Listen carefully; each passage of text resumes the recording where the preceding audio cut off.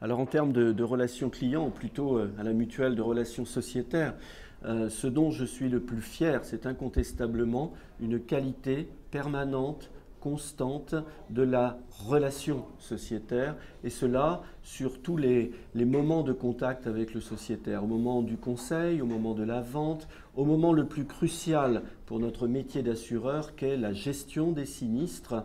Je crois que nous bénéficions là d'atouts très, très importants, notamment une gestion très empathique de nos sinistres, une attention portée à nos sociétaires qui peut aller parfois au-delà des simples garanties qu'il a souscrites. Donc véritablement une fierté de la qualité de la relation, et ça se traduit par notamment des taux de satisfaction, des taux d'excellence dans la satisfaction qui sont des taux extrêmement positifs. Ça se traduit aussi par une fidélité très forte de nos sociétaires, puisque nous avons, bon an, mal an, entre 3 et 4% de taux de départ de nos sociétaires, ce qui, sur le marché de l'assurance, est extrêmement faible.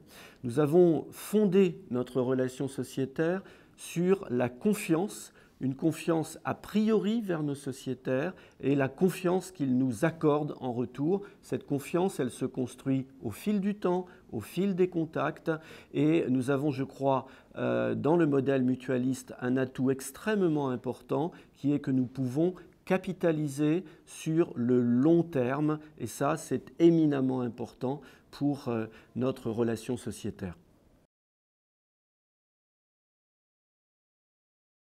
Alors clairement, les grands défis pour la Maif, et je dirais pour le secteur de l'assurance, moi je vois deux ruptures principales. D'abord, bien évidemment, le digital, le numérique si l'on veut, qui incontestablement va modifier les fondamentaux de notre métier, plus de données de nos sociétaires, de nos clients, davantage d'immédiateté dans la relation. Il nous faudra donc être au rendez-vous de ce digital, de ce numérique.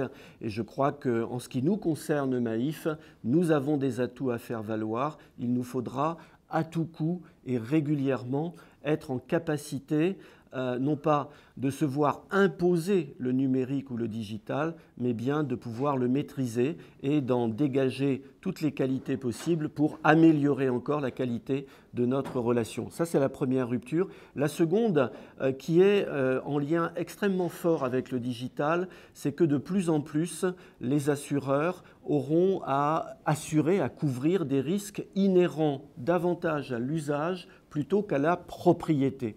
On voit un mouvement de fond émerger dans notre économie, c'est le partage, c'est la solidarité, c'est l'échange. Je parle là bien sûr de l'économie collaborative.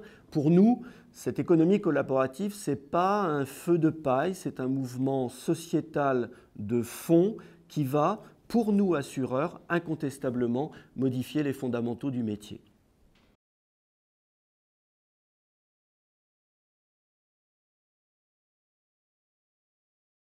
Le premier exemple, c'est clairement de n'avoir jamais été jusqu'à présent détrôné pour le prix de la relation client. Donc c'est bien un signe, c'est bien même une preuve intangible, je crois, depuis le temps que la relation client chez nous, c'est quelque chose d'important, non seulement dans les objectifs, mais aussi dans la réussite.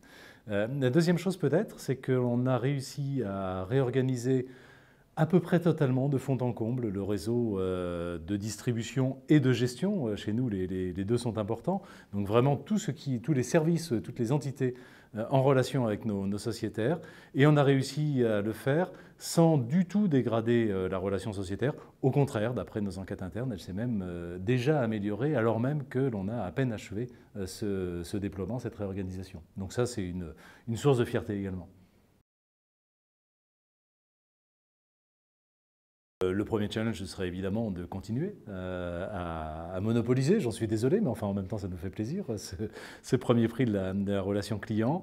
Le deuxième, ça serait d'aller plus loin, peut-être même sensiblement plus loin, dans la capacité à finalement avoir à proposer à nos sociétaires une expérience unique, une expérience waouh, qu'ils ressortent de leur contact avec la Maïf, que ce soit des contacts physiques, que ce soit des contacts téléphoniques, voire même d'ailleurs sur Internet ou sur mobile, qu'ils ressortent en se disant qu'ils ont vraiment vécu une expérience unique et qu'ils soient évidemment de ce fait à la fois fidélisés pour longtemps et promoteurs de la marque parce que ce sont nos meilleurs ambassadeurs, nos meilleurs promoteurs.